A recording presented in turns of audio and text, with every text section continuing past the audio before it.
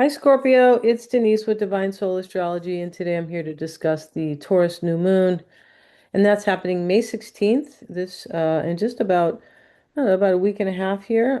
Today is the 5th or the 6th rather, when I'm recording this, about 10 more days, and it's at 8:01 Universal Time, and that is 1:01 p.m. here on the West Coast. So please check for your own time. So welcome in, Scorpio, and this is going to be for your sun, moon, and rising. All right. So I have you here on the ascendant. If you're able to see the chart, kind of points a lot of things out here, but if not, that's totally fine, right? And the new moon is happening in your eighth house, and we see it here. Uh, your seventh house, I beg your pardon. And the seventh house is your opposite sign. So there's a lot going on for you, Scorpio, right now, with that new moon in your opposite sign, right? And so what is Taurus, concerned with? But first off, the new moon is a hopeful time where you're planting new seeds. You may have new ideas and you may be transitioning into something new. But this Taurus is concerned with finance. And so your opposite sign is always a little similar, but offering up something different for always our evolution. That's how it works, right?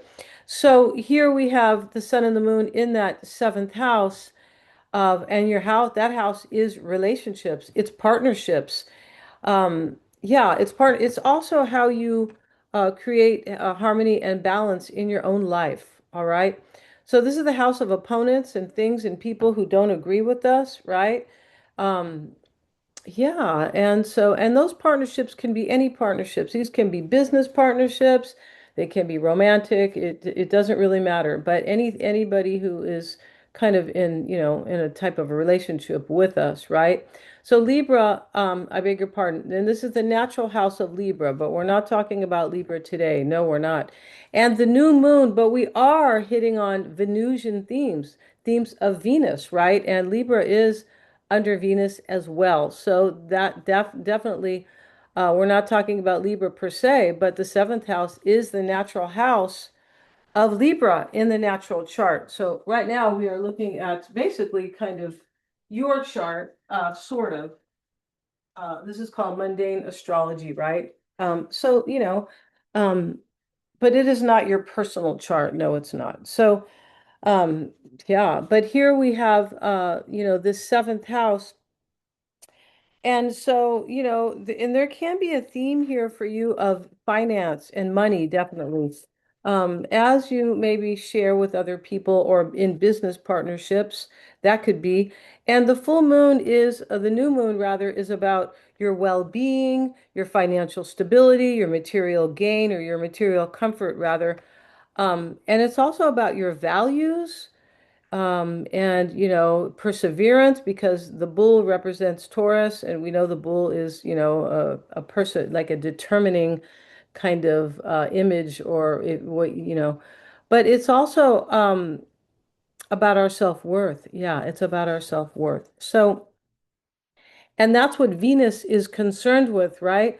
Venus is also ruling your 12th house of endings and release. So maybe something is ending, especially with the new moon, right?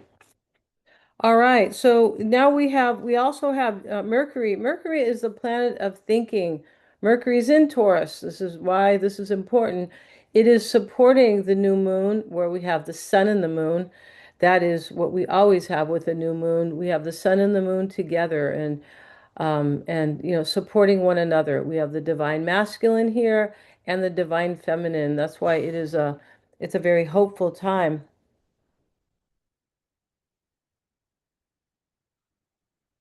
So Mercury is there as well.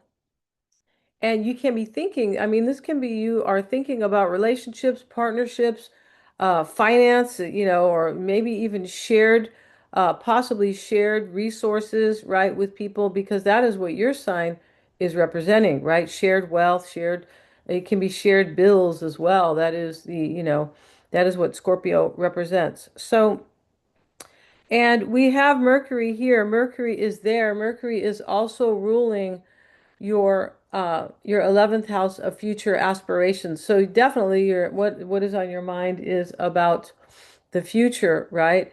And also Mercury is ruling Gemini, and that is going to be your eighth house of transformation and shared wealth. So there's a theme here for sure. Um, yeah, and so let's see with the sun and the moon. Excuse me. And the sun and the moon are making a sextile to Jupiter.